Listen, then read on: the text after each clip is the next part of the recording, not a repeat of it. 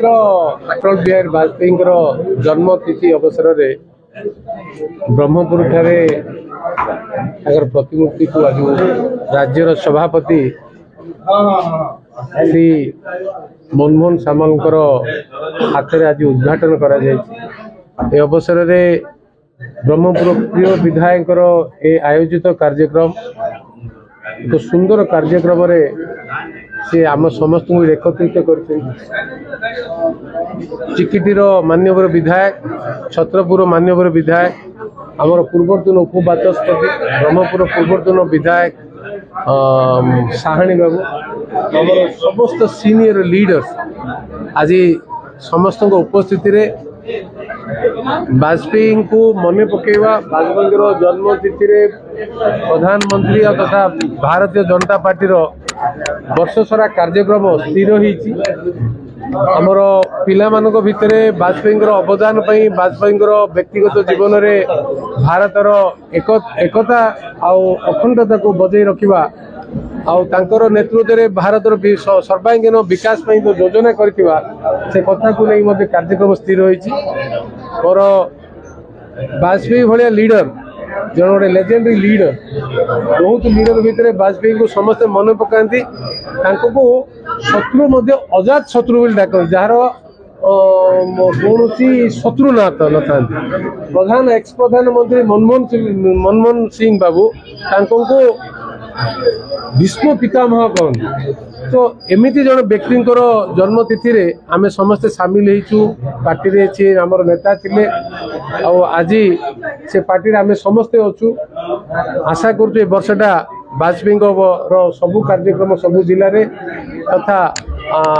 गंजाम जिले रे सुचारू रूपे पालन हबो समस्ते सहयोग करिवे आ वाजपेयी अवदान को मन रखा आमर मूल कर्तव्य रही। भारतीय जनता पार्टी ओडिशा पावर को आसला मो जितला मोर गोटे इच्छा थिला कि श्री अटल बिहारी वाजपेयी गोटे मूर्ति ब्रह्मपुर हो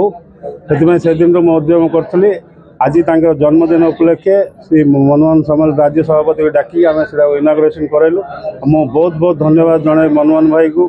आमर भारतीय जनता पार्टी ब्रह्मपुर कर्मी को आपण प्रेस बंधु समस्त को जहाँ वर्षा भी आप जो सहयोग कले से बहुत बहुत धन्यवाद जनाऊँ। रत्न अटल बिहारी वाजपेयी आज जन्म जयंती शताब्दी समारोह से समारोह उत्सव आज पूरा देश सारा देशव्यापी पालन होची। केंद्र सरकार तरफ सब राज्य सरकार तरफ सुशासन दिवस पालन होची। आम युवजन्मा जड़े राजनीतिक एवं राष्ट्रनीतिज्ञ एवं जड़े आम समस्त प्रेरणार केन्द्रबिंदु कवि जो भाषा कहले सबू सांबादिकतार शिखर में पहुँचवा भारत रत्न अटल बिहारी वाजपेयी को समस्ते श्रद्धांजलि अर्पण कर आज जन्म जयंती शतवार्षिक पूरा वर्ष सारा पालन करने भारत सरकार ओडिशा सरकार एवं भारतीय जनता पार्टी समस्ते नीतिगत भाव निष्पत्ति नहीं सारा समाज 140 कोटी देशवासी को जोड़ी जड़े सर्वमान्य नेता अटल बिहारी वाजपेयी आज ब्रह्मपुर जो भाव में स्थानीय विधायक स्थानीय सांसद प्रदीप पाणिग्राही अनिल जी कृष्ण भाई एवं मनु भाई समस्त उपस्थित आज सबू नेता कर्मी वर्षा प्रतिकूल पाग सत्वे प्रतिमूर्ति जो उन्मोचन है गोटे जीवंत प्रतिमूर्ति से राज्य तरफ ब्रह्मपुर मोर समस्त सहयोगी सहकर्मी सांसद विधायक एवं समस्त दायित्व थिबा कार्यकर्ता को मु अशेष धन्यवाद अर्पण कर। निश्चित भाव में से आम समस्त प्रेरणार केन्द्रबिंदु थिले उत्साह केन्द्रबिंदु थिले आम मार्गदर्शक थिले आ सबुदिन मार्गदर्शक रहिबे से भली एक शतवार्षिक वर्ष सारा जो विभिन्न कार्यक्रम पालन हम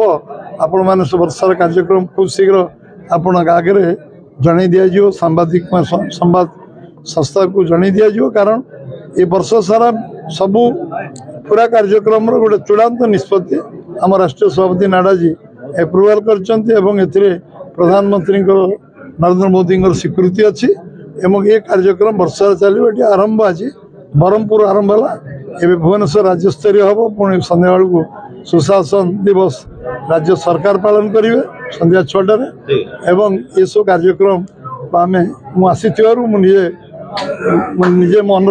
मोर गर्व अनुभव सांगे बहुत वर्ष आम कम बातमी कर सुजोग आमको मिली समस्त को